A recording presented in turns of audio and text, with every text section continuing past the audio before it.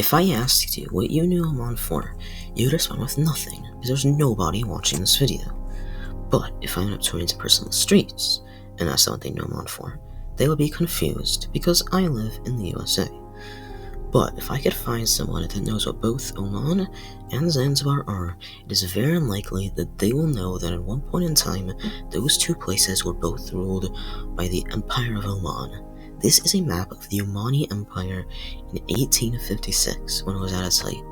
As you can see, this relatively big empire stretched all the way from northern Mozambique all the way to southern Iran. But what happened to this empire? Before we answer that question, we need to figure out how it began. In 1507, the Portuguese seized the important trade city of Muscat, the now capital of Oman. Portugal managed to maintain control over the city for 143 years. In 1650, the Omani tribes took back Muscat from Portugal.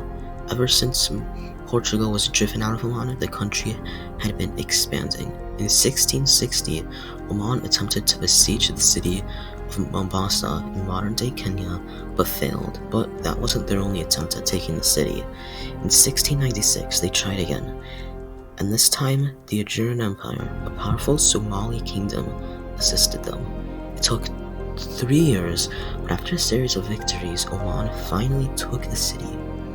In the following years, Oman continued expanding down the east coast of Africa. In 1711, Saif bin Sultan, the ruler of Oman, had died and was succeeded by his son, Sultan bin Saif II.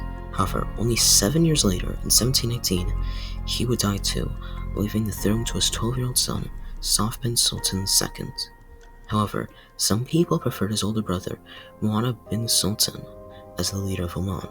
However, Mu'ana would be killed by Arab bin Belarab, who proclaimed himself ruler of Oman.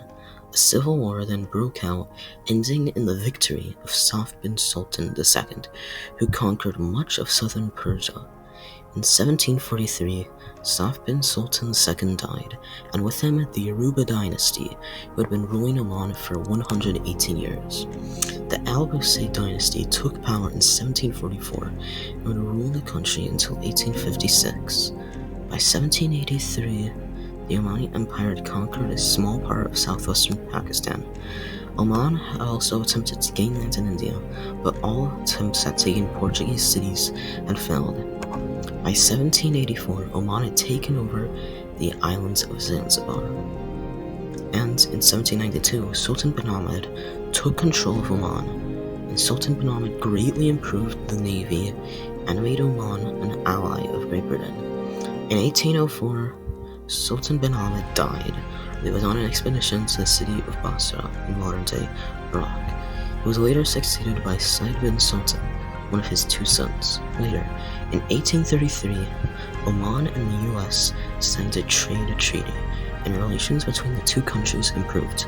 However, 23 years later, Said bin Sultan died, and the Omani Empire would be partitioned between his sons.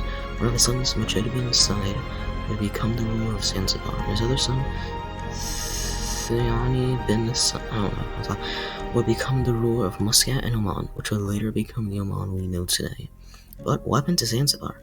Well, the shortest war in history happened, during which the British won and the islands would be put under British influence. Anyways, that is the story of the Omani Empire. I will see you next time, and goodbye.